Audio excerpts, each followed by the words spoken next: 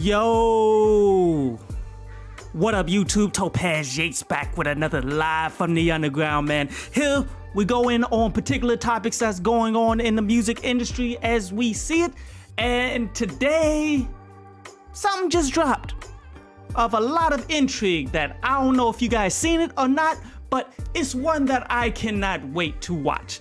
The next Drink Champs interview is lined up and it's going to be The Game. And you know, I'm not one to be watching these interviews and following them all the time, making sure what happened and all that stuff. Like, I'm not big on that. But when I saw what The Game was talking about, oh yeah, I gotta sit up and I gotta watch this one. Like, for those of you who haven't seen it, The Game said specifically on this that Kanye West has done more in 48 hours for him than Dr. Dre has ever done. Like, with that alone, I'm going to watch the entire interview because I need to see exactly how far he's willing to go with that. Is he going to give specific details? Is he going to tell us about his contracts? Is he going to tell us everything to back that up? Because you can't say this and not back this up. You feel me? As I do feel as though, you know, Drink Champs is some of the most insightful type of interviewing there is in the music industry because here's just the real deal. There's only but a few occasions where people will tell you the absolute truth, especially black people, especially black musician artists. These are the three ways that you can always get the truth out of an individual like this. One is if they're talking to white people. Sad, but true. We as a people, man, we are just so caught up in the whole slave mentality, you feel me? That we will never tell a lie to a white person that's just standing there, asking questions. Doesn't matter. Sounds weird, but it's not. The more I realize it, the more I'll be like, yo, I need like just a white dude to roll with me from time to time. So when I'm asking questions, I can get the right answer. This is proven fact. Through years of my existence, I realized people will tell, especially black rappers will especially tell, not just though, like regular black people will tell nothing but the truth to white people than they will to a black person. The next time when these individuals will tell the truth, when they're intoxicated. Oh yeah, regardless of if it's alcohol, the smoke, regardless of what it is, when a person is twisted off of their favorite goods, the truth comes out. So much so that they will snitch on people by accident. They will tell on themselves by accident. Like, the worse you are bent off of something, the more the truth will come out. And the last thing that'll bring the truth out of an artist, people who are pretty much known for lying, who are pretty much paid to lie, the last thing that'll bring out the truth out of these individuals would be being angry. Oh, when an individual is salty and mad at you about something and is built up to the point that they can't hide it no more, oh, the truth about how they feel about you is coming out. Oh, that is a proven fact as well. And as I look at this list, I see that a lot of this is ultimately coming to fruition because, okay, The Game is going to be on Drink Champs. We're seeing in the skit of the sneak preview, he's drinking full bottles at once. Something that, you know, most people who haven't built up the tolerance, they can pass out from that. They'll see the world spinning in circles and throw up. I've been there, but I never drank that. Well, I'm not gonna say I've never drank in that much. I've come close to the amount that he's about to showcase that he can drink on this particular show. I've come close. But so, one, he's going to be super intoxicated off the rip. So yeah, the truth is going to come out. Second, Noriega he's not black. He likes to be perceived as the Spanish Latino, the African Latinos. He's one of them. But his co-host, even though he got the whole Iranian-like vibe going on to him, people will deem him as a white person. So yes, the fact that this co-host guy can be perceived as white to a bunch of people, that'll definitely bring out the truth in people. And lastly, is the game angry? I do believe so. I mean, there's been reports over a long period of time of the game being salty that he was not on the Super Bowl halftime show put together by Dr. Dre. Now, reports have been coming out saying that he called up Jay-Z, because Jay-Z helped put that on. They're saying that he called up Jay-Z and cussed him all the way out. And the fact that he was in the and when there was footage of him at his house party, he hopped up on the mic after the halftime show to give a speech about, yeah, man, man, I ain't mad that I ain't there on top of the stage with everybody, man. Like, I'm here and we vibing out right now. Clearly, this individual, the game, was upset that he wasn't there. You feel me? You can feel the pain in his voice. If you gonna turn anything on, you better be quiet. Clearly, you could hear the pain in his voice. You can see it in how he was approaching everything. You could see that he was upset. You dig? And now, instead of being able to hold that in for a long period of time, we're seeing that he's talking to white people, he's intoxicated, and he may have been angry on the inside. Oh, it's all about to spill out. All of the anger that he's had for quite some time. Everything that we heard rumors for, but we never got any confirmation for, oh, it's all coming out. Therefore, I cannot wait. I got to hear this one. But let's keep it 1,000. Let's keep it 1,000. How could you, the game, be upset that Dr. Dre didn't include you in this? That's what happens when you burn bridges. Especially with individuals that are still to the forefront of what this industry is. In 50 Cent, he walked away from the game. He's more doing TV and all that stuff. But his relationship with Eminem, whose relationship with Dr. Dre, all these individuals' bond is still strong.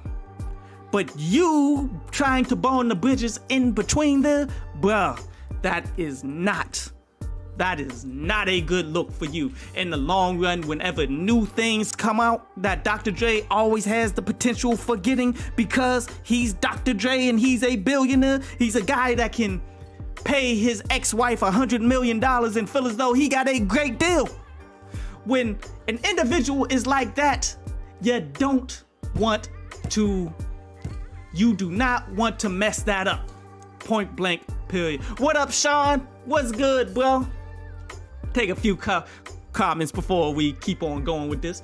In my opinion, as Sean is saying, in my opinion, I think the game wasn't that far off what he said. Not saying that Dre didn't do anything for the game. Sean said, game isn't angry, but salty, yes, he's so. Hey man, we like for real, angry and salty goes hand in hand. You feel me? And I think it's all going to bleed in together. And Sean said Wack 100 is the one who cussed Jay-Z out, not the game, on the phone. Yeah, that's potential. That's potentially true. Appreciate that insight.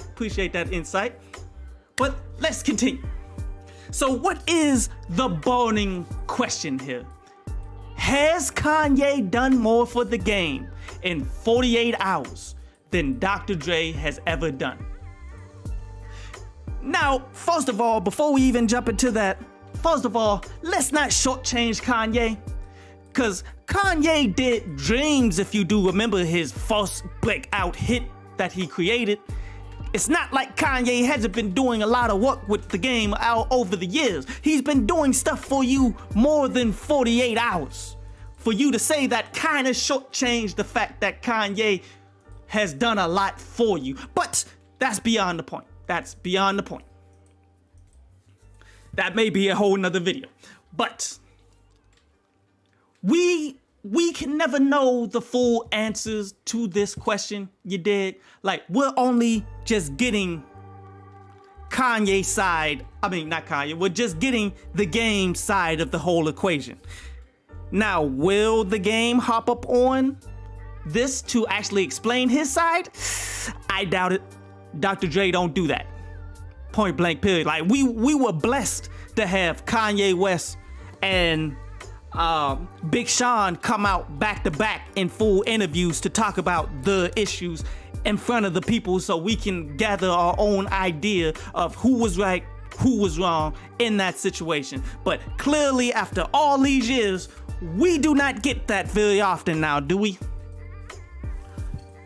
So, and given that Dr. Dre is not the type to come out and speak about his issues regardless, he's the type of person that don't be in the public eye because he got so much money he doesn't have to. He doesn't have to hear your crap. He doesn't have to pay attention to you. He doesn't care about anything anybody has to say because he got another $30 million that he's making for this month, and he got to give 2 of it to his ex-wife.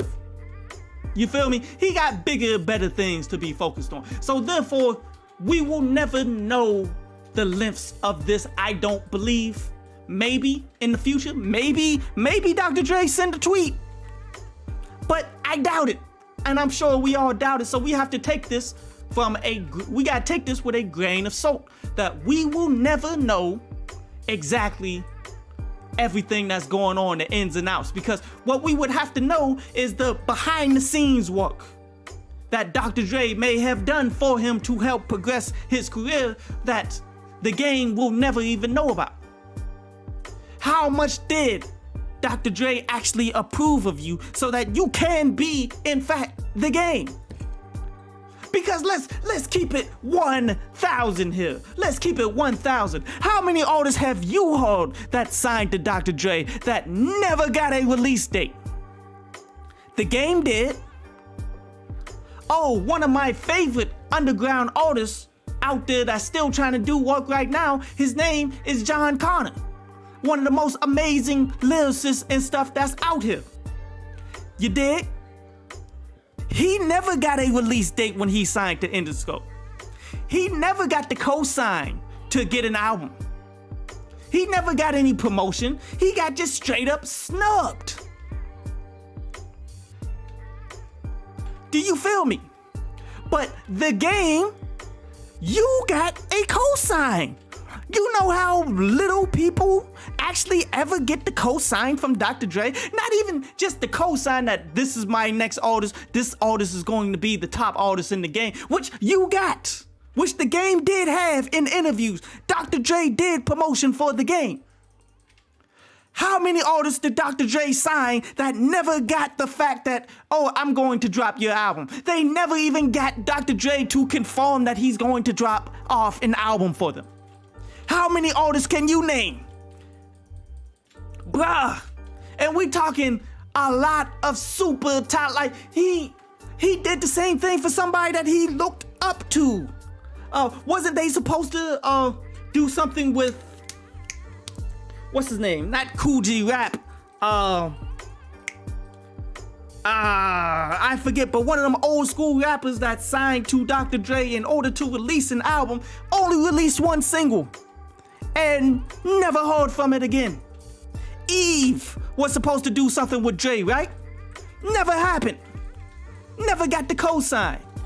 How many people actually do get the cosign? So if you did get the cosign and you got a release and your release went platinum, multiple platinum,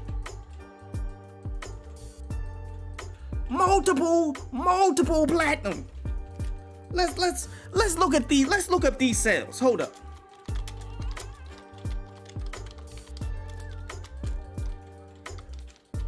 Hold up. Let's see how many sales this album actually got. United States. In the United States, the documentary went 2 times platinum. A legit 2 million records sold. This is before streaming. This is before, like, you could go platinum off of so many free streams because people were spamming your stuff. No, people had to literally go into the store and buy your albums. 2 million sold of your debut album that you got the co-sign from Dr. Dre for. How many people actually got that? We can count in one hand, can't we? The Game, 50 Cent, Eminem, Dr. Dre himself, Kendrick. Is that it? I think that's about it, ain't it?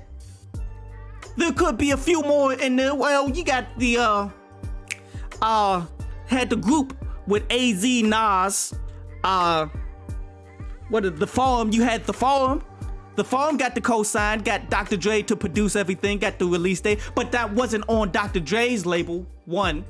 That was before Interscope and all that. And 2, that flopped so hard that Dre never mentioned them ever again. Dre actually gave you a second album, didn't he? Didn't Dre give him a second album?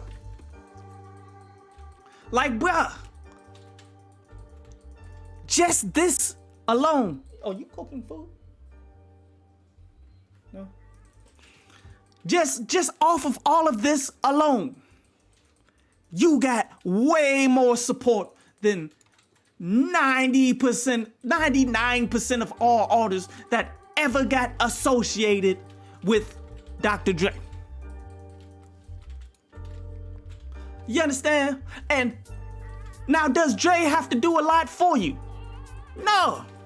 If Dre co-signs it, then the machine is working underneath it. He doesn't have to physically do a whole lot for you. So in that context, could Kanye have been doing more? Yes, absolutely. I mean, Kanye West, you see what he's doing now. He's in the game's moment of need. Kanye West has gone out of his way to seek out the Game for a single because it was a crappy sample that sampled Easy Does It from Eazy-E. And he's like, look, I need somebody on the fly that's willing to come through for this right now, that's available. Like, he's clearly not gonna be able to get Dre on short notice. He's not gonna get Kendrick on short notice. Anybody that represents the West Coast, it's gonna be hard for you. Maybe he could get Snoop, but he personally chose to get the Game, maybe because he got a history with him. Maybe because he's worked with him so many times, so therefore it makes common sense. Let me just go ahead and get him for this half-done sample that I feel as though wasn't very strong, that I feel as though could have been much better. But Kanye went out of his way to get the Game on a song when the Game needs it the most, because if you guys don't know, he's ducking and dodging and hiding his money from this Instagram chick because she got him. Like, because you are not very smart when it comes to dealing with women, or maybe he did do what she said she did. I don't know. Either way, you didn't show up to court. So therefore, whatever she said, she's going to get because you stupid. But so, you are at your moment of being the most needed. You need something the most right now. Kanye seeks you out and puts you on to this song that is now on the Donda 2, if that's what we want to call this album that got leaked, where I don't think it is a full album, point blank period. I don't So much so that I'm going to just wait until the complete version of it gets released for real, before I actually do a full analyze, before I fully analyze it, fully break down it. I'm going to wait until the full album actually does come out. But because he puts you on this crappy single that shouldn't be on this album that's halfway done, and then he brought you out to showcase you on his performance that everybody was watching, whether it's Twitch or in the IMAX or wherever you watch the joint, he brought the game out to do his performance that got botched. One, because the game wanted to wear a mask when there wasn't nobody close to him, but that seems to be the theme that he's trying to go on. He's trying to roll with Kanye's theme at this point, because that's what the game does. He ride everybody else's waves, as you could tell with his punchlines, where his punchlines were nothing more than name drops put into punchlines. He's doing the same thing, but now with the style, as he's pretty much jockeying Kanye's style, as showcased in the preview of the next Drink Champs. But the performance was botched because, one, you didn't see his face in the performance, but whatever. You could probably get by on that. Two, the microphones weren't working like they needed to work, to the point that Kanye threw his own mic into the water and pretty much broke it, and you could see the visual frustrations of everybody that was in the chat, to Kanye West, to everybody involved. So, I mean, we all know it was the game performing this, but how much of that is actually going, how much of all of this is going to help you? Like, Kanye is doing he did do the most. If he's not going to continue to do the most to help the game, he is doing the most. But out of him doing the most, how much of that is equal to when Dr. Dre is doing the least? Riddle me that. Riddle me that. Dr. Dre is doing the absolute least for you. But when Dr. Dre does the absolute least for you, he getting you 2 million albums sold. When Kanye is doing the absolute most for you, what all is he getting out of that? What all is the game actually getting out of Kanye West doing the absolute most? He's getting a bump in notoriety. People are seeing the game a little bit more, maybe to the point that he can actually do a little something, but you're not getting the cold hard cash. You're not getting the cold hard promotion for whatever you've been working. Like, you ain't got nothing that you putting out right now, bro. So if Kanye is doing the most for you, why is he not getting the same results that Dr. Dre does? And let's be 100 with you. Let me keep it 1,000,000. This is why Dr. Dre don't do the most for people. You feel me? Like, this is one of the reasons why Dr. Dre does not wield the power that he has like that for artists out there. Because individuals like the game are going to constantly flip up the script. There's nothing that Dre can do besides give the game $500 million. There's nothing that he can do besides that would keep an individual like the game from flipping the script and changing up on him. You feel me? Not saying that that's the only reason why Dr. Dre doesn't wield his power. You feel me? Like, on top of, being lazy, being caught up in his own world so much that he can't even see the opportunities or the future that's presented right there in front of him. Like we saw with Grand Theft Auto, like years and years ago, somebody brought Grand Theft Auto to Dr. Dre, and he only just now decided to do something with them, when that was the future of gaming and everything a long time ago. And then, most likely, Dr. Dre being washed up as an artist. Yes, everyone. And it saddens me. And I love Dr. Dre and all that, man. But the realities of it is, the last album that we got from Dre was Compton. And that was nothing more than a To Pimp a Butterfly spinoff that was rushed and overhyped. And it was trash. Even people within his own camp came out and said that was rushed and overhyped. and not his best work. It's been 23 years since the last Dr. Dre good album. 23 years since The Chronic 2001. If that doesn't scream washed up, I don't know what does. Now, yes, it's because of his own doing, because he refuses to do anything. He refuses to release anything that he said in the game that he would try to not do anymore. But how much music has he released since the Super Bowl, since all of this? How much work has he actually done after this? Like, it ain't like the Super Bowl was yesterday, bro. It's been months, right? When was this? No. Super Bowl was what? The beginning of the month. There was ample time to release a single, ample time to release anything of somebody else. Did he do anything? Nope. So I have not seen anything yet to change my mind that Dr. Dre isn't still on his same BS.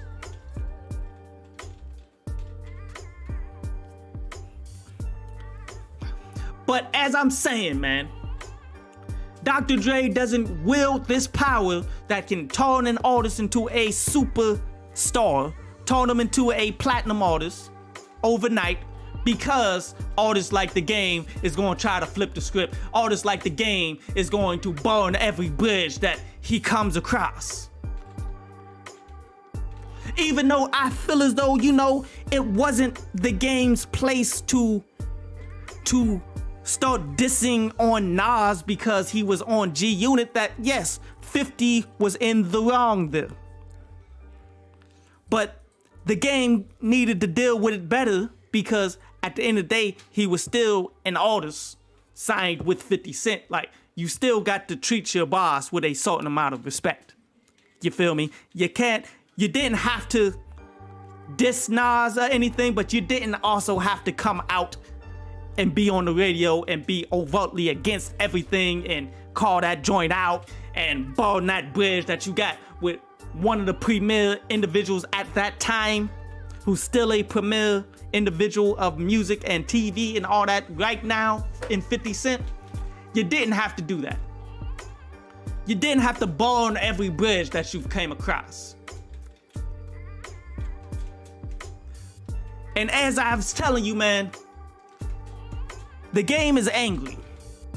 He's salty, but salty and being angry is going to wash in together, because in the skit for the upcoming interview, he's saying, yo, I'm the G in G Unit. You can't kick me out. You know what that reminds me of? Ladies and gentlemen, you can't kick me out. I'm David Ruffin. Ain't nobody come to hear you, Otis. Is that not the exact same thing? How many people here have actually watched The Temptations? How many people have actually watched The Temptations movie? That was the most hilarious thing ever. But that is exactly, David Ruffin is exactly what The Game sounds like. And the story of David Ruffin did not end well. That man OD'd and died. Somebody threw him out the car. He died broke. His children never got a cent. Nothing positive came out of the fact that he was the premier artist of an entire generation that was holding down for The Temptations. But that ego, that same ego that The Game has, that he's showcasing because he's bitter, salty, and angry, that same anger is starting to spill out. And that's why you get kicked out of groups. That's why individuals aren't rocking with you. You feel me?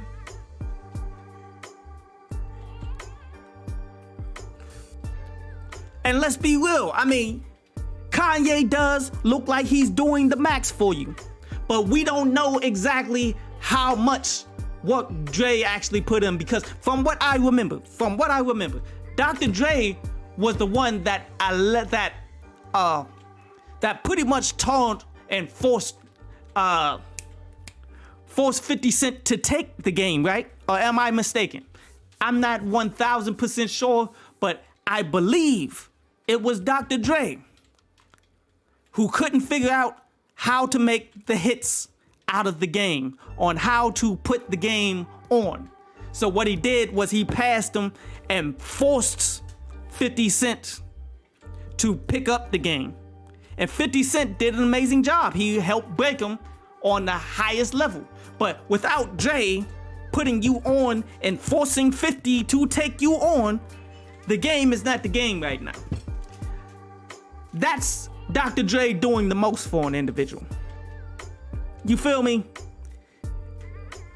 In the context of how much Dr. Dre has done for a lot of people, that's Dr. Dre doing the max. But yet, Kanye has always done much more for individuals. Hey man, Kanye has done much more for Big Sean than Dr. Dre ever did for you. How much of that actually panned out for Big Sean? How come the same bitterness that you have towards Dr. Dre is the same kind of bitterness that Big Sean had for Kanye?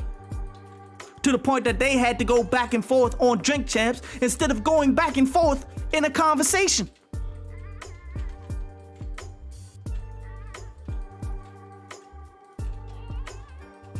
Do you feel me?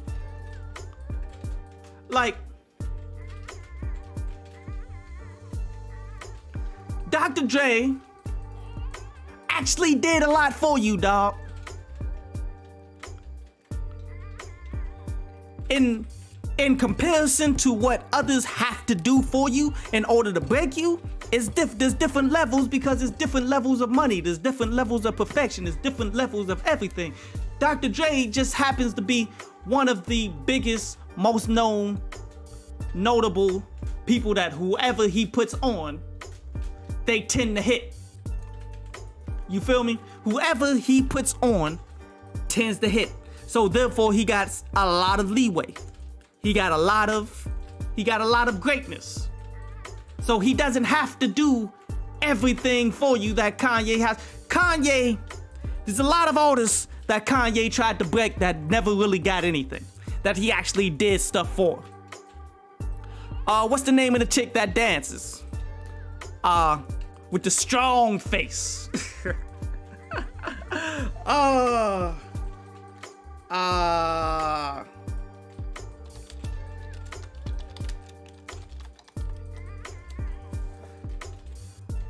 What's her name? Tiana Taylor.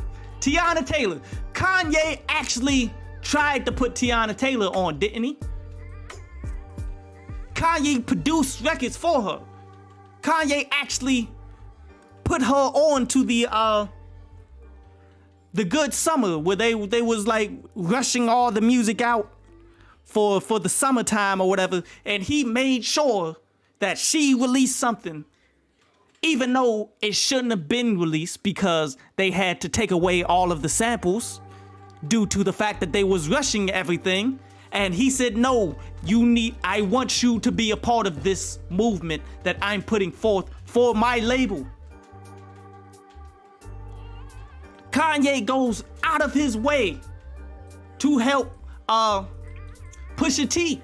I would have long since walked away from Pusha T, because Pusha T clearly just lost his vision for quality music, in my opinion.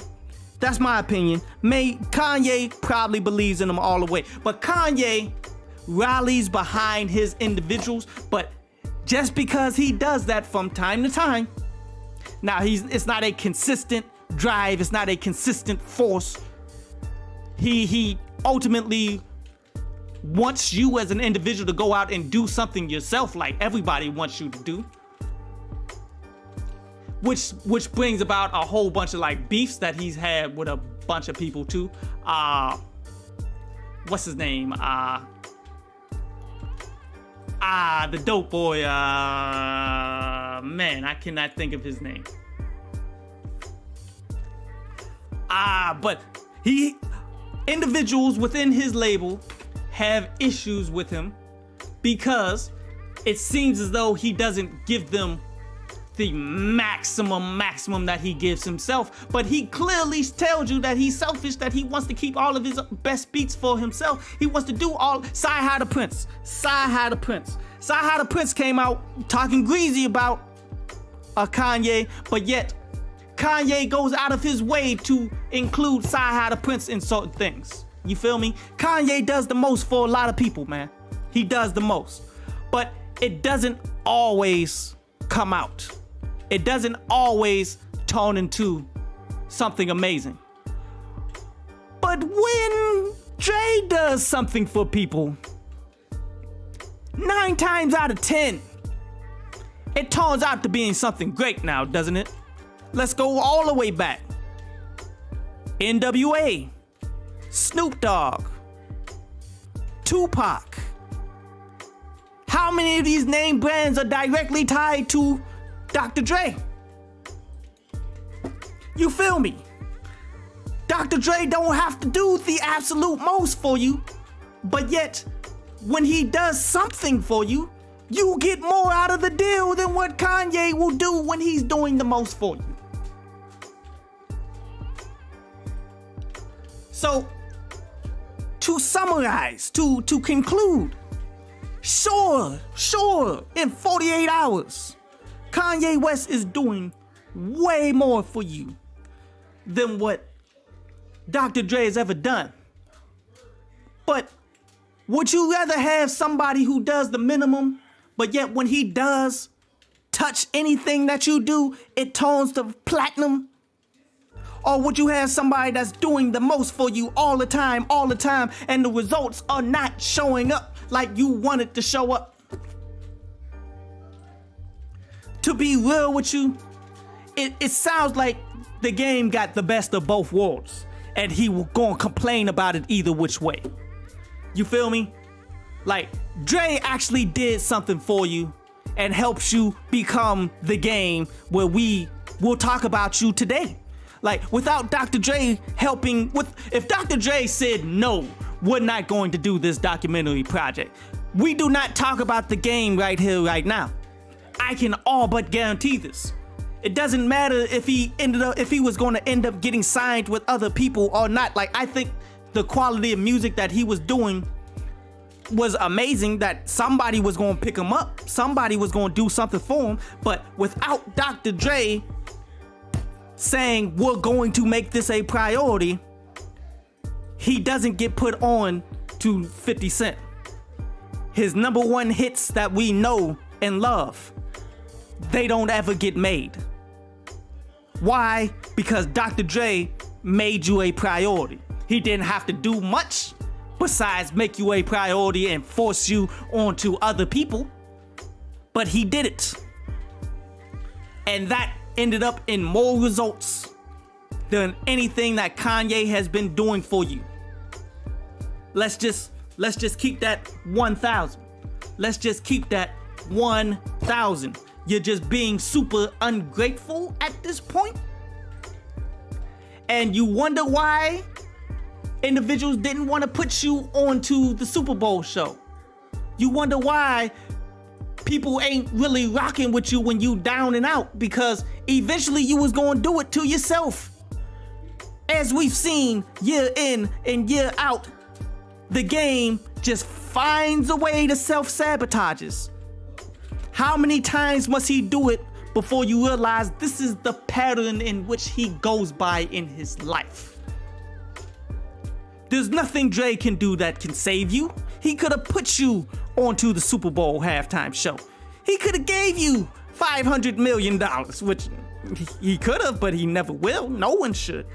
But even if he gave you all of this, you still would mess it up. You still would talk badly about him.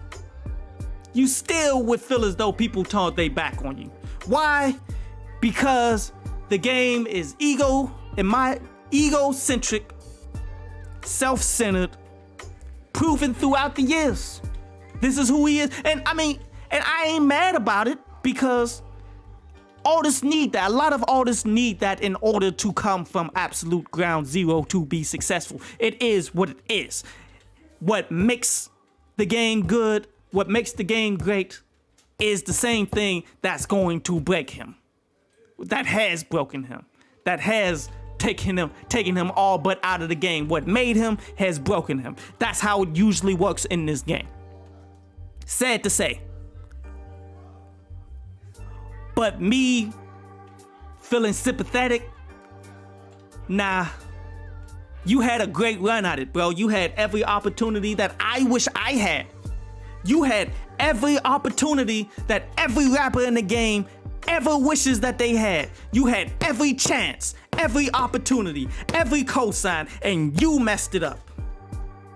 To the point that now, a guy that should be a legendary artist on the level of what Dr. Dre is, you should be an artist that has the kind of caliber money that Dr. Dre has. You had every opportunity to have that. What are you doing instead? Ducking and dodging an Instagram thought. Good job. Great job, bro. Great job. And you want people to feel bad. And you want to slander Drake. You want to slander Dre. You want to slander people because you ruined all of your opportunities. Nah, fam. I ain't feeling that. I ain't feeling that at all. Oh man, we got a bunch of statements. Bunch of statements from Sean. Alright, let's see. Sean says, Kanye is one of the most important pieces of his career. After the documentary, Kanye played a big part on the game's career as far as longevity. Facts. Like, we cannot take away, like, yes, Kanye been doing the most for him in these last 24 hours, but man, Kanye has been there for the game almost every step of, not almost every step of the way. Like, there's been a lot of underground albums and things of that nature that Kanye had no piece in, but Kanye has constantly come back because they have a positive relationship. Like, you can't take that away from him. Doctor's Advocate and LAX have made the game to be a separate name from just G-Unit, Aftermath guy. Yes, that's facts. That's facts. I mean, cause I'm a big fan. Like, hey man, I even loved a lot of the game's mixtapes that he was dropping on Dat Piff at the time. I still got a lot of that music. You feel me? But yeah, definitely Doctor's Advocate, LAX, when he stepped out there, was doing his own thing. He walked away from the circle of greatness and showcased that he was able to make great music. You feel me? But were the results there? Is my question. Was the results there? No. The same results that Dr. Dre gave him from being part of that machine was not the same results that he got by himself, sadly. And he deserved it. He deserved the same results. He deserved better results because he was putting forth just as quality of music, just as great of music. He was putting out good music, bro. I'm not going to take none of that away from him. But the results weren't there. It is what it is. John Connor is an underrated, Sean also says, John Connor is an underrated artist like ever. Facts. One of my favorite rappers. Point blank period. I actually did like a brief little interview. I mean, not an interview, but he had a Ask Connor session on Twitter, and he actually responded to a bunch of my interesting messages that I sent him. Actually, let me read the semi-short interview that I was having with John Connor. Hold up. Give me a second to pull. I've been going ham on Twitter with a whole bunch of all the shorts that you see off of YouTube. I'm really doing that because like that's like one of the. It's more for IG and Twitter. You feel me? But hold Hold up, I'm about to find it now. Ask Connor. So what y'all want to know? This is what John Connor said. So what y'all want to know? Ask me and I'll give you my most honest answer. First question. Why would Dr. Dre sign you? Just not to invest the time to promote in you? Was it more to write his own, for you to write his own projects that he has constant delays for? There was never an actual plan? Or was it something else? John Connor replied, that's a good question. Only he can answer that. No. He said, that's a question that only he can answer. No love lost, though. We've spoken since. God bless him. What God has in store for me is for me. And no one can stop that. And I hope that those who have always supported me will always continue to do so, and I'm gonna continue to give it my all. I respect that. My second question. For inspiring artists, what do you feel was your greatest mistake others can learn from to find success and build audiences with? Hashtag Ask Connor. He responded, my biggest mistake was not being self-aware. Always know your worth. Don't question your instincts. God will provide doors where none exist, not man. Don't get so caught up in the music money game that you forget that this is still life and spirituality game. Be good and you will attract good. And I respect that. I respect that right there too. Like, hey man, being positive will end up you getting positive results. Things of that nature. My next question. With the evolution of the music industry as we see it, like Snoop Dogg with NFT. Matter of fact, let me let y'all see these. Hold up. There we go. Here we go right here.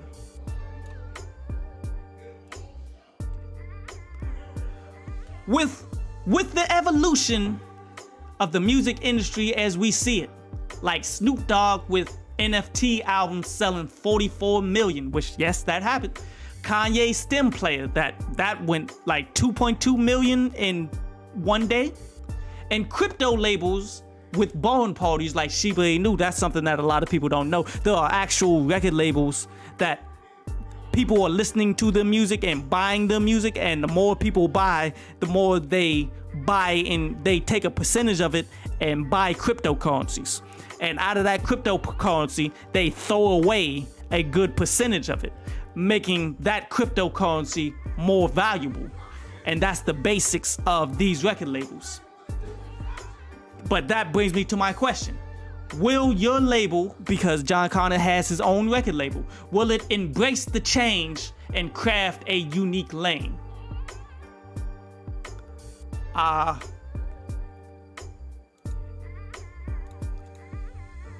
The response? Absolutely, man. Gotta roll with the times. I wish you would have went into more detail there, but I respect it. And last one, I swear. I could have kept going on and on because I love to speak to individuals that were within the game, close to these people that are epic. People who actually have seen success but yet didn't quite pan out. Like, what are you going to do next? I want to hear more about it. But last one, I swear. In regards to the Joe Rogan lack for paying stream situation, as a culture, do you feel an importance to find creative ways around the mass services like Spotify, or should we continue just to get our weight up to demand more money from these people? Ask Connor. John Connor responded, I think all artists should have their own content providers, and you should have to pay to subscribe to that artist. And the content monthly like Netflix, Hulu, Apple Music, Peacock, etc. maybe in the distant future. And that's cool. I mean, I wouldn't be all that upset with that if that happened to become a thing. But let's be real.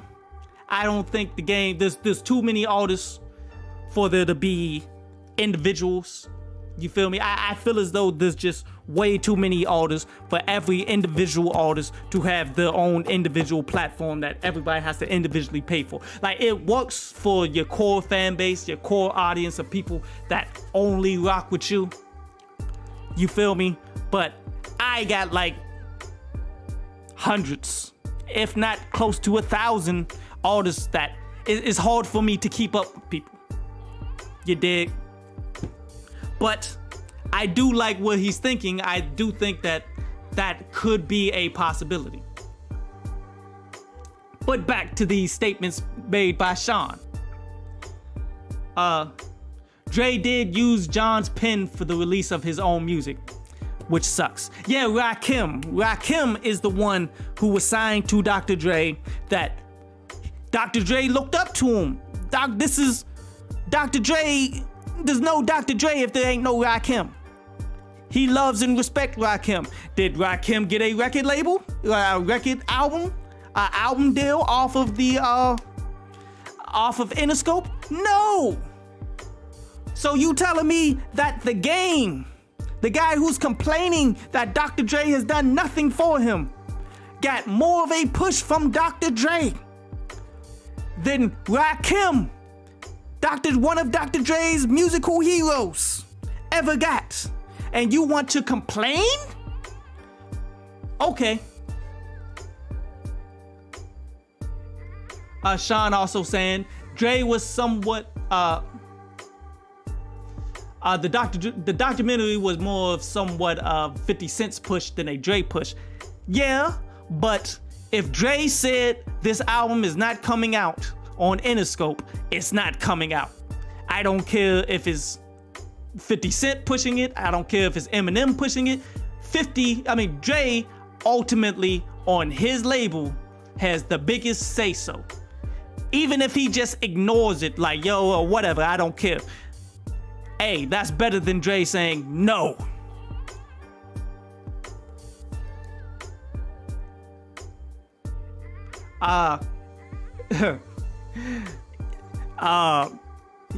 Sean laughing at saying the game is jocking Kanye style. Yes, he is.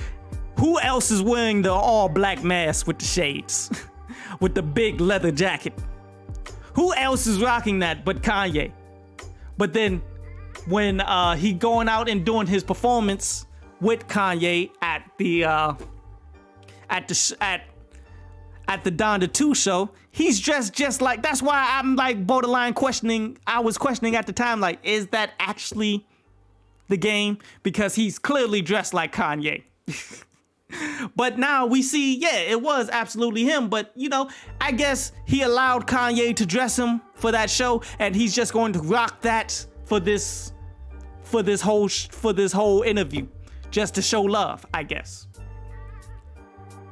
In pure the game style, because as I said, him dropping his punchlines left and right of just doing nothing but shout outs, it fits now, don't it?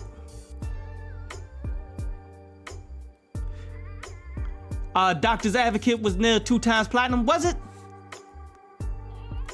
That could have very well been, which is fact. Hey, as he did get success, 2 times platinum on his own.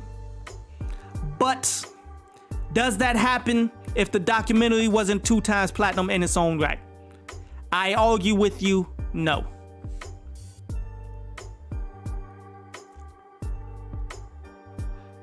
Sean saying Compton wasn't trash. Not his best work, but come on. Like, when people in your own camp is saying that, yo, this was rushed, this was not the caliber of music, I don't know why Dr. Dre just threw away Detox that he was working on for 20 years, for like 10 years up to that point. It was like 10 years up to that point that Dr. Dre has, and he still got all of that music. He just disregarded it for an album that was just a spinoff of To Pimp a Butterfly, I can't say no more than that was trash. And I mean, and I'm not saying it in comparison to Dr. Dre's work, which is, yes, in comparison to The Chronic 2001, all of Dr. Dre's individual work, it is completely trash in comparison to that. But I will go a step further and say, in the grand scheme of music, that was trash. Because, as you remember, all the hate mail that I get for the most part, still to this day, is spinning off of the fact that I did not like To Pimp a Butterfly. So you telling me I didn't like the original?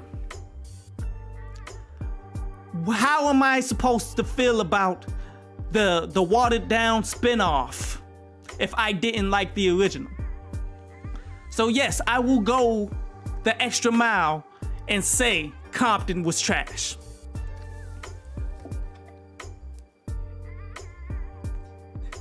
Agree to disagree on that. I respect that. We can agree to disagree. To Pimp a Butterfly is still relevant to this day. Yeah, it is still relevant. I mean, I think that it was one of the most amazing, thought-provoking performance works of a generation. Yes. Like, to combine jazz with hip-hop and West Coast hip-hop on top of being super artistic piece of music with an actual content, with something to rap about. I think it was the most thought-provoking, most dynamic thing of a time for a whole time period that everyone else is still trying to get their own, that everybody else still respects, everybody else is still like showing love to and all that stuff, which is fine. I'm just saying the music didn't come out right. I'm just saying To Pimp a Butterfly, the album, was bad music. The thought process behind it, the epicness of it, everything that went tied into it was amazing. I'm not mad at it. I think it is a watermark of an album that implemented itself onto the hip hop culture. We cannot deny this. You have to respect it, and I respect it. But I'm not gonna tell you any song on that joint was hot. I have not listened to Pimp a Butterfly since the last time all the fans was like, man, you got to re-listen to it now, man. It's been some time, dog. Maybe your opinion has changed. And I went back and re-listened to it not long ago. Maybe 2-3 years ago, I re-listened to it. After, what was it, like, I don't know how many years in between. I felt the same way.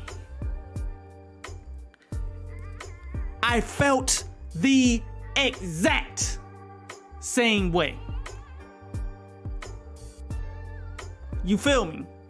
To Pimp a Butterfly is epic, next level, great, conceptually, creatively. It was next level. It was something that was needed to help push the game into a different direction. Yes. But the music was trash. Now, somebody needed to come and perfect it. Do I feel as though somebody has come to perfect it? No. But I feel as though there has been a large amount of tracks from individual artists that were influenced by this, that actually were hidden, that I do respect, that I do like, do you listen to Saba? S-A-B-A, Saba. He's clearly influenced by Kendrick. Some of his music directly feels influenced by To Pimp a Butterfly and is fire. It's perfected To Pimp a Butterfly. Without To Pimp a Butterfly, I don't think there ever would be an In Loving Memory from Saba off the bucket list. Or Come My Way featuring Crazy Bone off of Few Good Things. I don't think any of these songs is possible without To Pimp a Butterfly. So I'm thankful because I rock with these. Oh, I rock with these all the way. Without Kendrick doing the experimentation to create this particular music that was flawed, that didn't pan out to being great music, but without that, this great dynamic music that's going adverse to where the music industry is right now was nothing but trap and drill music, none of this would have a lane. None of it would be possible. So I am thankful for To Pimp a Butterfly. I think To Pimp a Butterfly, again, was creative, diverse, it created whole new lanes for people to walk. I think it created a balance for greatness out here today. It was necessary, but it was trash. It was necessary trash. And I'll take it. Thank you, Kendrick. Thank you, Kendrick, very much. For if it wasn't for your experimental trash, music would be in such a worse place. And this is how the game actually works though, man. Like, usually the first things that come out of something unique and different, they're usually bad. Go back to the very first cell phones. Have you ever seen images of the very first cell phones? Them joints look like you're lifting a 50-pound dumbbell. It looked like it causing cancer into your brain as soon as you answer the phone. That's how terrible the old phones was. Like, how many batteries do you think them things needed? Because they needed batteries, bro. There wasn't no plug-in outlet. The first joints are usually bad.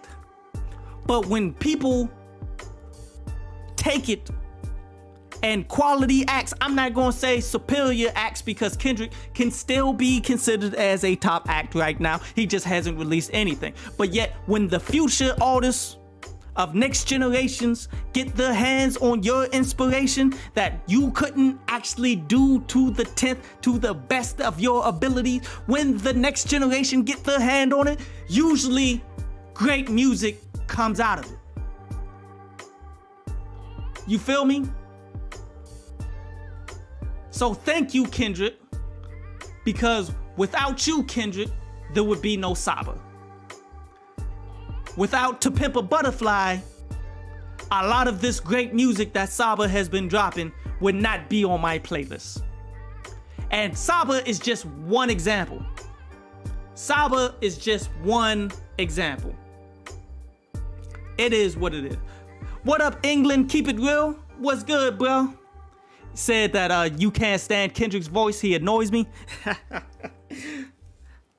Yeah, I can understand that. Like, Kendrick and his delivery and his voice isn't for everybody, you dig? But that's part of the diversification of him. Like, Kendrick is a poet in rap form. You feel me? Kendrick does his own thing. In the grand scheme of music, you feel me? Like how he does his verses. Sometimes he'll have the fast flow, but then he'll switch it up to staccato style, where staccato is when you say everything individually. You could say, let me just say something like To Pimp a Butterfly.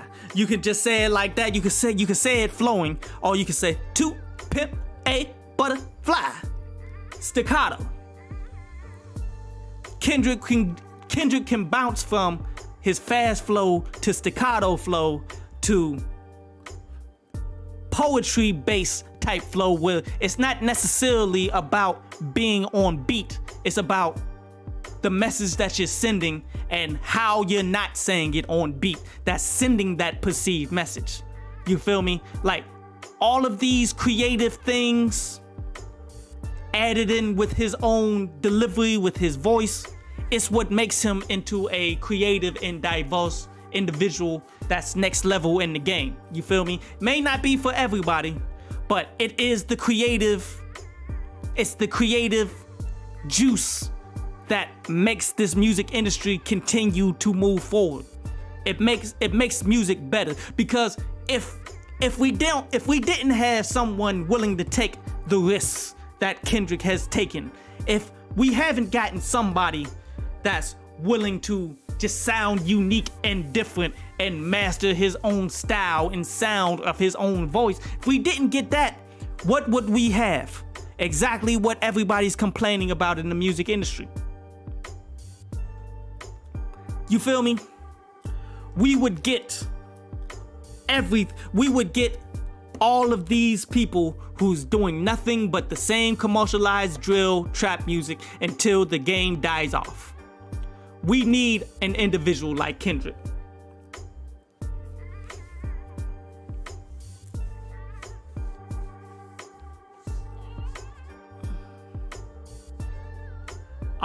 Sean also said, yo, the Game and DJ Ski mixtapes were amazing. Facts. Oh my, bruh.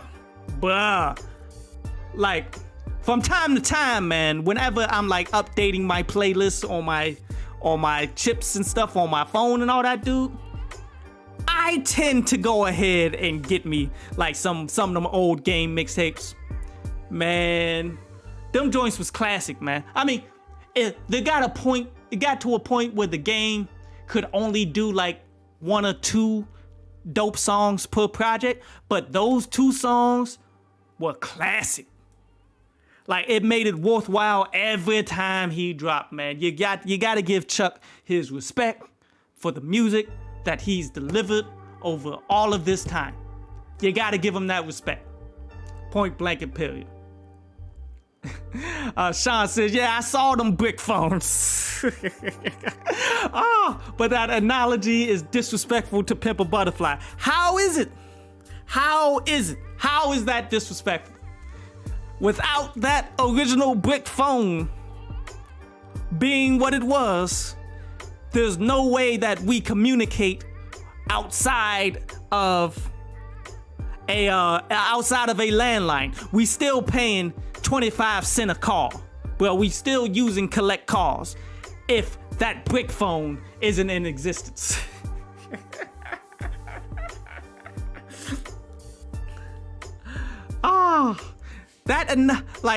You're gonna have to show the respect to the brick phone, bro. The brick phone was next level for them 80s. For the 80s, 90s, it was the 80s. It was the 80s. The brick phones was next level for the 80s, fam. And I know you ain't talking about disrespect after all of that disrespect that you was showing for the last live. Man, that brick phone was a pioneering piece of equipment that without that, we are not where we are at today. Just like this brick phone worth of an album. Like, so much of To Pimp a Butterfly was flawed. So much of it. Like, I understand that it's artsy and you're combining your poetry flow with jazz style production. I understand that that's crazy. That's crazy next level. But did anybody ever stop and think maybe this just doesn't go well together? It's crazy, unique, diverse, necessary for music to progress and be different. Yes, maybe it's inaudible to human ears. Maybe, just maybe. In terms of hip hop in general, it wasn't the best sounding album. Maybe it's not the best, like, you can't catch a vibe, you can't bounce to it, you can't feel it. It wasn't intended to be that. It was intended to be a message, artsy piece. I understand that. But just like when it comes to independent movies, just because it's an artsy independent movie that makes you think like, yo, that was different. You took it to a whole nother level. Doesn't mean that it was a good movie. Like, okay, there's a movie that people have been hyping up over this past year that people have been saying that it's like a top 10 movie, and it's called Pig. If you've ever seen it, it got Nicolas Cage in it. Nicolas Cage is a hilarious actor, but he has his moments, and as of recently, there's been a bunch of movies that has had that have been good. I'm not gonna lie to you. I've enjoyed a couple of Nicolas Cage's recent independent movies that people never heard of, that people haven't really been watching like that. But so I came into Pig like, okay, maybe this is gonna be another one of those crazy independent movies. Let me go ahead and peep this joint on out.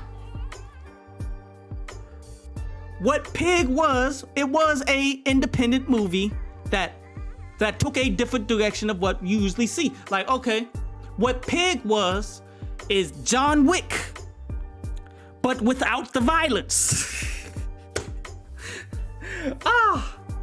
Sounds crazy now, don't it? Like, how could John Wick movie be without violence? You dig? Could be interesting, but did anybody ever ask him? Maybe what makes John Wick movies good is the actual violence. Maybe that's one of the most important aspects of having a John Wick movie. Am I mistaken by saying that? Maybe that's like the most important facet of what a John Wick movie is all about. So, Pig, I should give spoilers because I felt it was, when you look at it in the perception of it's artsy, it's not supposed to be that. You shouldn't be thinking of it in this way. It's supposed to be a deviation from that play. So I'm not going to spoil it.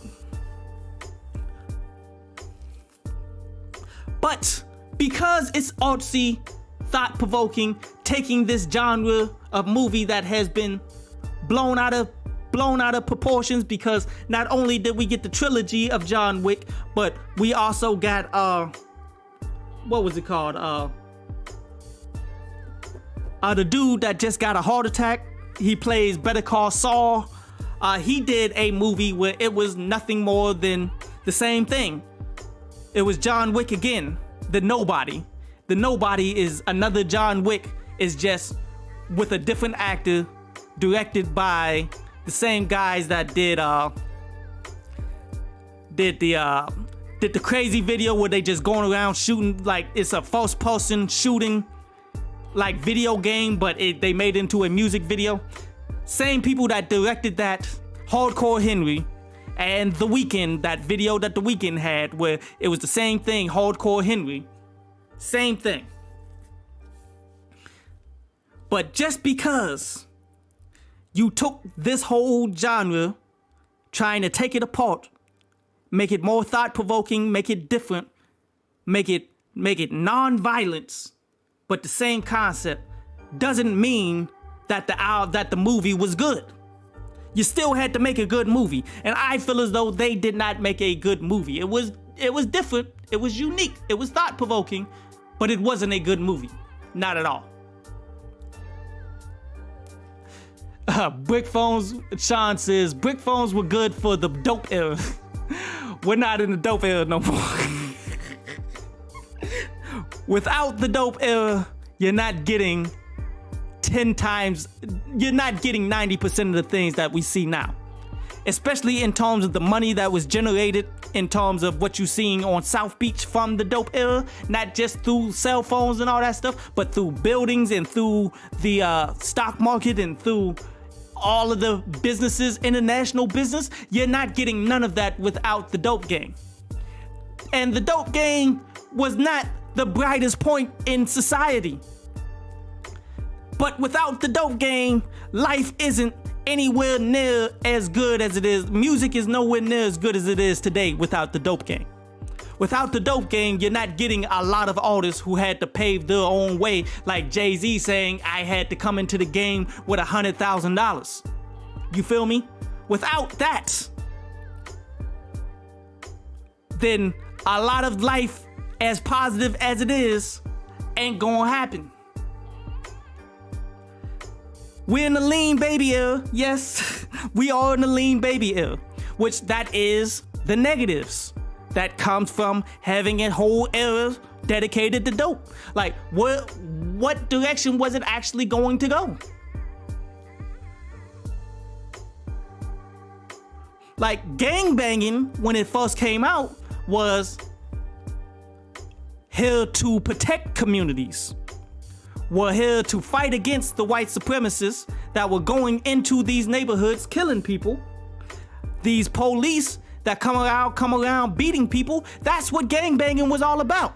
But as it passed down from generation to generation, you tend to lose the good aspects of it, and you get stuck on the negative parts. This is history showing itself again and again and again and again. So To Pimp a Butterfly, for its era, wasn't a good album. But the great thing about it being a bad album is that the positive aspects of it is what got passed down. Like, for some reason, that's how this works. I don't know why, but for some reason, that's just how it does. Like, the bad stuff in the past, the good elements of the bad stuff gets passed down from generation to generation. But the good stuff in the past that was actually enjoyable, the bad elements of the good stuff get passed down from generation to generation. Why it happens this way, I don't know. But this is just something that I've just been following, that I've been tracking, that I'm not fully prepared to make a full video on it. I need more time to actually analyze it. I need more time to actually think about it, especially now that I'm thinking I will have to one day, maybe, if people remind me to make a whole video about it. But yet, the negative aspects of things that were once positive are the things that get passed down from generation to generation. Like in terms of rapping, the good aspects of it was individuals being their own pioneers, making their own money, doing what they need to do.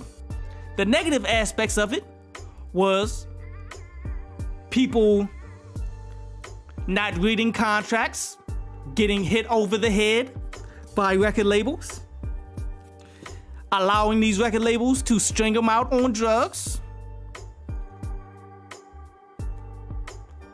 becoming overtly dependent of others. Which element of that is actually the strongest today? The drug usage, the dependency, the lack of actual.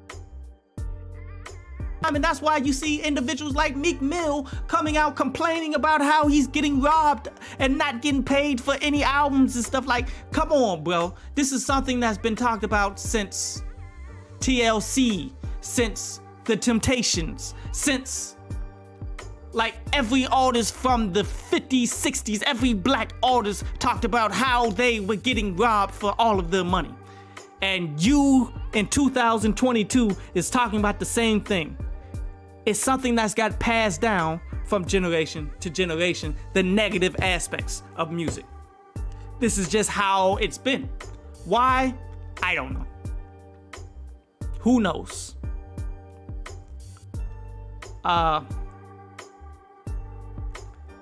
Sean says that he know about the dope era.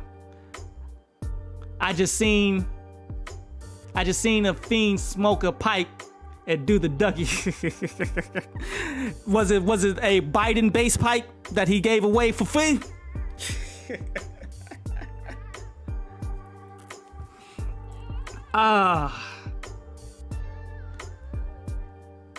It is what it is, man. It is what it is.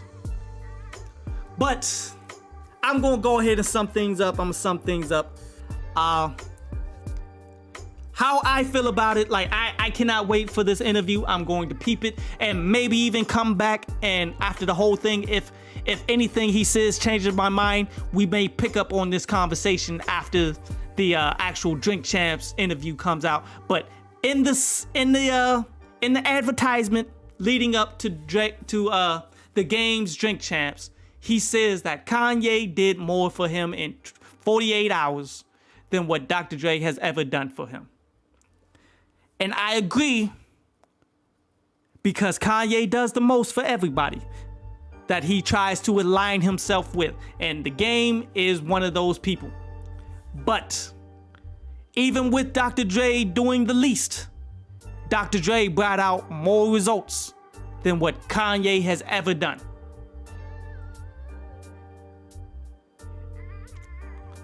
So you can complain about it left and right, be upset about it, the game, be upset, bro, but you put yourself in this position where you sabotage yourself. And yes, Sean, I saw that you said 50 Cent, he be sabotaging and burning bridges too. Facts.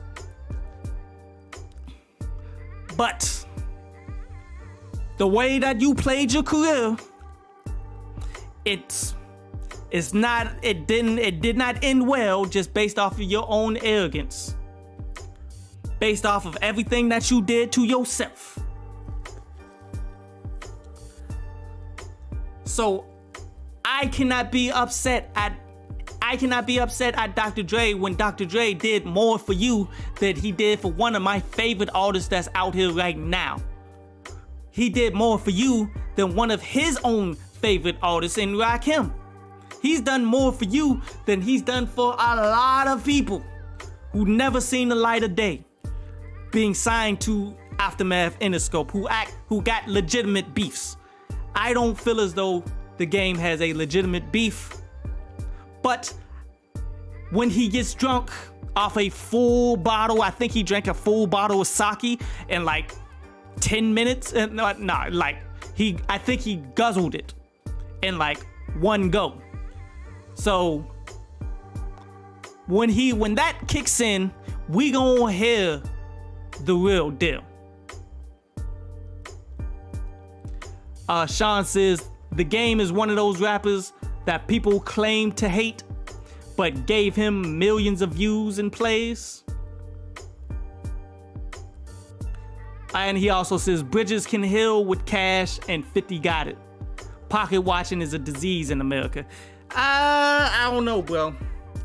When you burn that bridge with a billionaire like Dr. Dre, ain't no amount of money that's gonna fix that. Because why? Honestly, when people burn bridges with me, but I still got enemies to this. Not enemies, like I don't care about them no more, but yet I'm not going back to conversate or go and heal a bridge or nothing like that, because I'm on to bigger, more important things that's focusing more on me, myself. Like I'm gonna continue to build, and I don't have to involve anybody in things that I do as an individual. You feel me? And just based off that, if people burn the bridge with me, I didn't need you anyway, for the most part. So there are things and people that there's no going back once you burn that bridge. If I'm like that, I'm sure a lot of other people are like that. Now, if an individual from my past, like, yo, I got $50,000, man, let's work again. All right, let's get it. Let's get it. Let's get this paper. Let's make it happen. But I doubt if that'll ever happen. But I appreciate everybody who came through, man. Sean says, it's true, 50 burned bridges with a lot of top NY rappers in the 2000s, and look where they at. Yep. That was for the 50s. That was part of who 50 was. You feel me? He came into the game like a hurricane he came into the game dissing everyone in the industry. That became his own route. You feel me? That became his own path. He made that cool. 50 was the one who made that into something, and people took it assuming that, burning bridges is the next thing that you need to do in order to find your own success, and it's going to continue to big you up. But no. Now 50 is able to get away with it now because he's a creative mind who's constantly doing the next thing, and he's finding his own success. You dig? Just like with me doing all of this, because I'm doing all of this, I don't have to reach back to people in the past.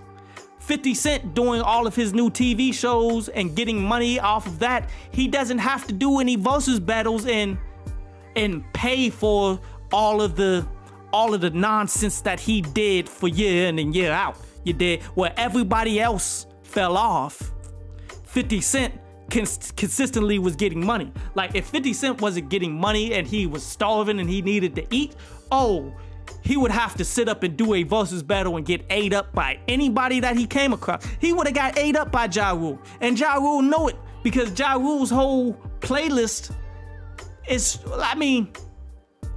Ja Rule got more hits across more albums than what 50 Cent did.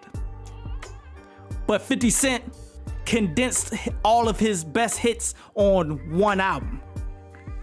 And he can't do too much more than that. You feel me? Well, he got a few other joints out there that I give respect to for 50, but ultimately, there are people with bigger, stronger hits that he disrespected over the years that wanted to come back and get him for the versus battles. But the problem is, 50 is so on point with he's not hungry like the rest of you dudes. So therefore, he doesn't have to come back to get this bag with y'all. He don't.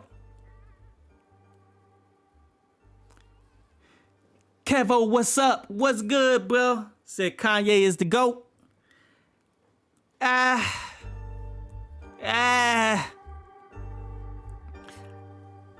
love Kanye. Where I would give Kanye GOAT status would be promotionally, and being a driven individual. He is the GOAT in that. In that aspect, yes. Musically, man, Dr. Dre got some hits for his ass. If they will ever do like a versus battle or something like that. I wish that wouldn't make any sense, but Dre got better hits.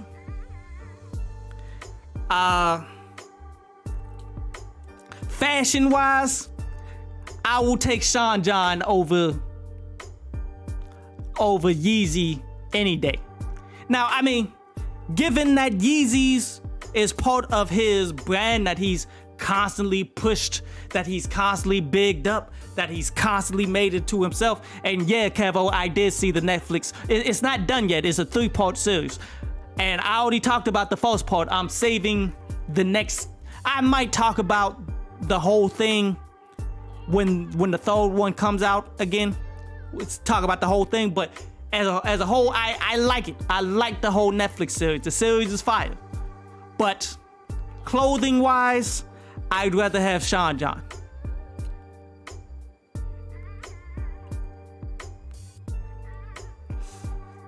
Who else would I rather have?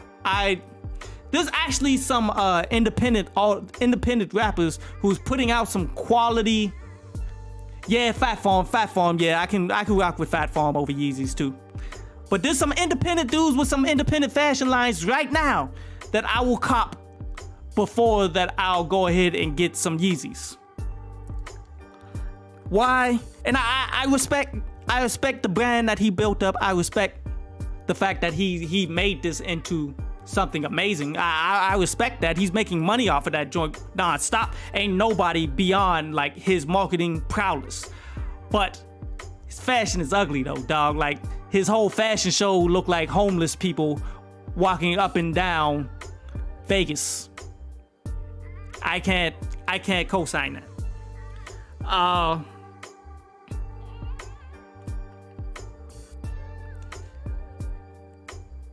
He's gonna go down amazing. He's gonna go down as one of the top of all time to ever have done it. But we're gonna have to put some asterisks on it because, like, it's mainly because he's the most overhyped individual the music industry has ever seen. Ever. And it's all due to his grind, his hustle, his creativity, his ingenuity. He's amazing on all of that, but it's not the music. After My Dog Twisted, like College Dropout, yes. Late Registration, yes. My Dog Twisted, yes. Everything after that, and yes, I'm even including Graduation. Graduation had its moments. but I'm not putting it into the classic category.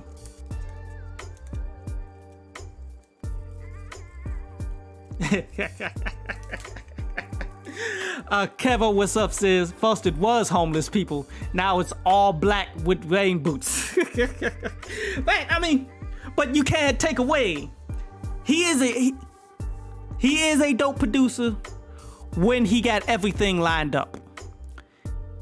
Kanye West has dropped a lot of production duds.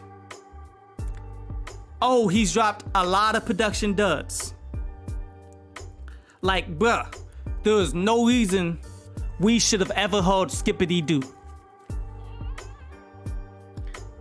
He's dropped a lot of duds that were equally as bad as how great his hits were. Let me put it in that context. 1000%. Kanye's hits were equally as great as his terrible duds. So therefore, these are all things that we are going to have to consider when he hangs it up. Eventually when he hangs it up, or whatever happens and he can no longer make music like that no more. When his career is done, these are all things that we are going to have to go back and consider. These are all things that we're going to have to think about. Jesus Walks was crazy. Jesus Walks was amazing. Not my favorite song off the album, though. Jesus Walks was amazing. But, what? Who else you know been hot this long? Started from nothing, but he got this strong. Built a rock from a pebble. Pedal rocks before I met you. Pedal bikes got my nephews. Pedal bikes because he's special. Come on now.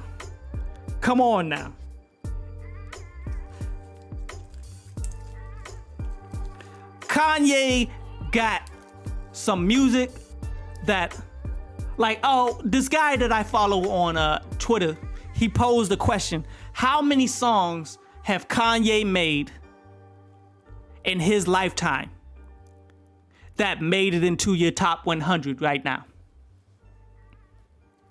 And as I calculated, man,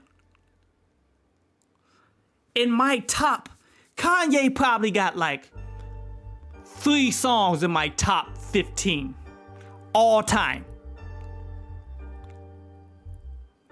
Like, bruh, if not top 10, I would actually have to sit down and think about it. But Kanye probably got a legit 3 songs in my top 10 to 15. Easy. Maybe 1 in my top 5.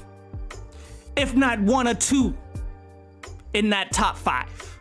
Like, bruh, Kanye is amazing when Kanye is amazing. But when Kanye is trash, oh, Kanye is doing songs with Lil Pump. When Kanye is trash, Kanye is trash. Oh, and we have to consider this.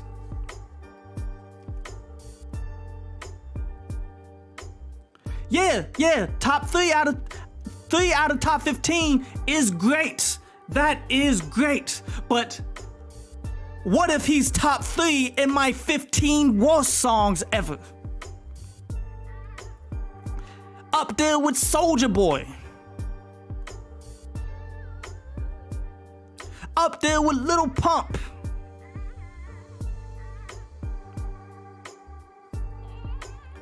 You name the terrible act, Kanye is up there with them and can be in the top 15. More than 1 in the top 15. Like, these are things that are seriously going to have to be viewed before anyone names him any kind of GOAT. See, that's the thing that makes Tom Brady a GOAT. Like, his bad years are far and in between. It shows versatility. Oh. it doesn't necessarily show versatility, bro. It shows that your great music wasn't you. It shows it was you that helped put it together. Your mentality, your creativity, your thought process helped put it together, but it wasn't you behind those keys. It wasn't you that pieced it all together. Because if it was you, that would have been your standard quality of music. It seems like most great acts, when they make something phenomenal, they tend to keep on trying to make that phenomenal piece of work. They never really top themselves. They keep making the same thing. Kanye deviates and changes, but yet his change hasn't been necessarily for the better. It's been more notoriety.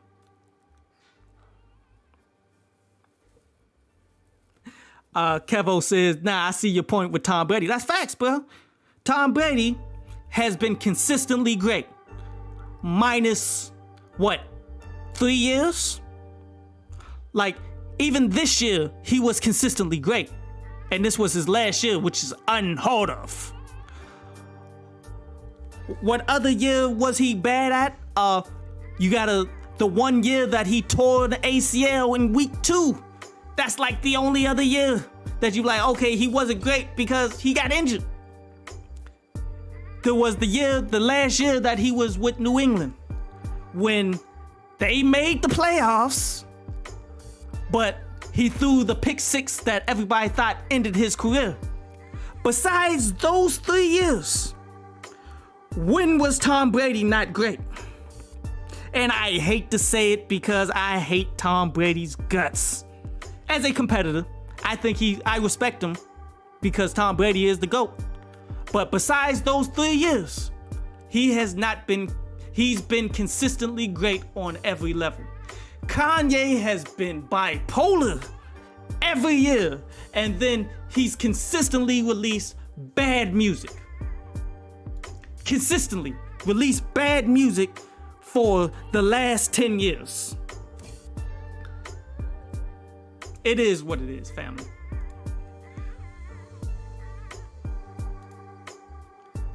But you know, I've been on here for a minute, hour and a half, about to be hour 35, 37, about to be hour 40.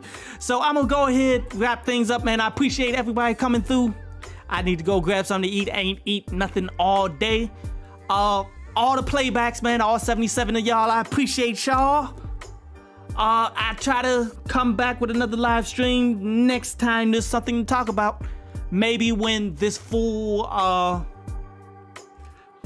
interview comes out, which when it come out, I don't know. But when it does, I'm watching the whole thing. But I'm super excited for the next Drink Champs. Maybe something of interest will drop tomorrow and we'll have another live stream. If not, watch for the daily. If something drops today or something tomorrow, I'll be able to do another daily short.